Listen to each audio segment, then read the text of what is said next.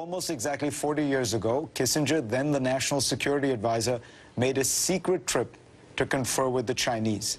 This paved the way for the normalization of relations between communist Beijing and Washington. So how did we get from there to here? That is the subject of Dr. Kissinger's new book, On China, and he joins me now to talk about that nation and much more. So when you went to China 40 years ago, could you have imagined that this nation that you were helping bring in from peasant backwardness would be the principal competitor to the United States economically, technologically, about to become the most powerful nation economically? It would have been inconceivable. Nobody had any such perception or expectation. Now, since you opened the door, the relations between the United States and China have been strikingly stable. I mean, we've had lots of variation in almost every other part of the world, but if you look at president after president from both parties, and the Chinese have also had a pretty stable relationship, which has been basically to try and get America's help in modernizing their economy, tacitly supporting a lot of American foreign policy. There are lots of people who believe that this is all changing now, that the Chinese have become powerful, that they are now feeling the confidence, particularly in the wake of the financial crisis, and that you're going to see a new chapter in Chinese foreign policy. What do you think? There are elements in China who, particularly after the financial crisis, feel that there has been a fundamental shift in the balance of power, and that the international conduct of China and the results of its conduct should reflect this. But one shouldn't think that all of this is America's fault, because the Chinese, we have been dominant in the last 50 years. They've been dominant in 1,800 of the last 2,000 years.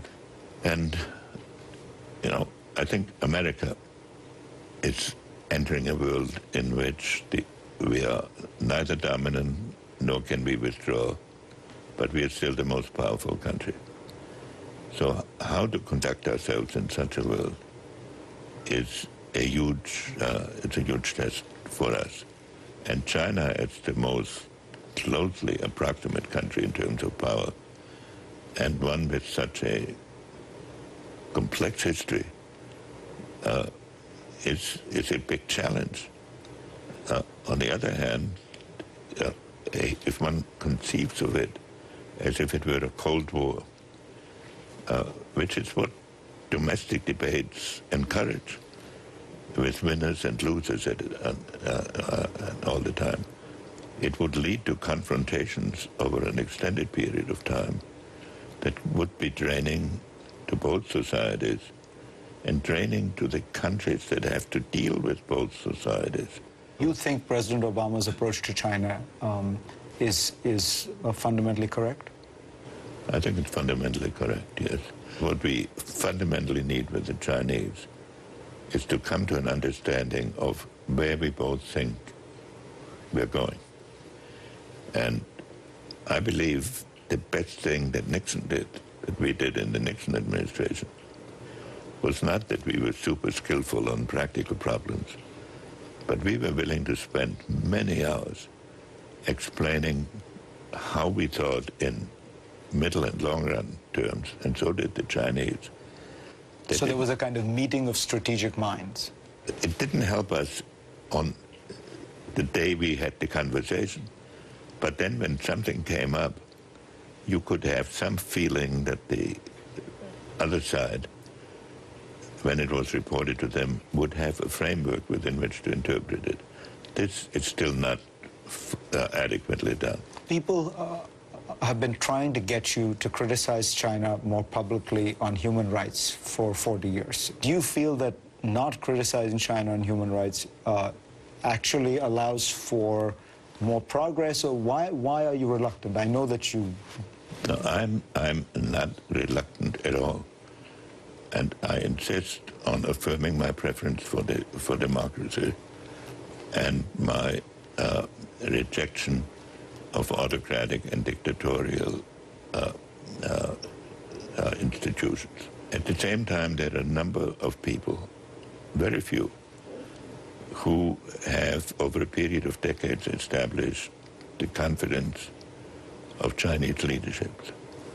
And we think that we are in a better position to bring about the achievement of these objectives by using our influence in such a way that there is no demonstrated victor or loser. I have said that when I engage myself in China, as I do periodically on individual cases, I do not do it in a public confrontation, but in a personal dialogue.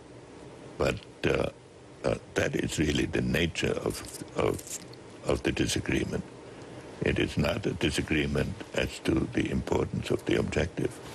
Okay, final question. There are a number of people who say that Obama's policy, his worldview, is somewhat realist, is realpolitik. The people he admires are George Bush Sr. He's spoken about the Nixon-Kissinger diplomacy.